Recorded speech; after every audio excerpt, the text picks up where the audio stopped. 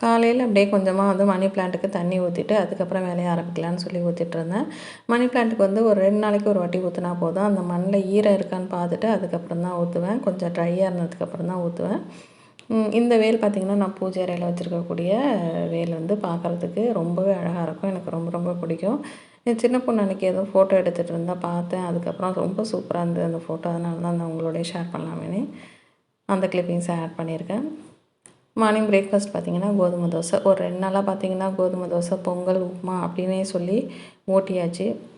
But இதுக்கு மேலேயும் சமாளிக்க முடியாது அப்படின்னு சொல்லி இட்லிக்கு ஊற வச்சு அரைச்சி எடுத்து வச்சாச்சு. அப்போ தான் வந்து சமாளிக்க முடியும். நைட்டு வந்து பார்த்திங்கன்னா, பூரி வேணும் அப்படின்னு சொல்லி பசங்க கேட்டதுனால காலையிலேயே வந்து கொண்டக்கடலை வந்து ஊற வச்சுட்டேன்.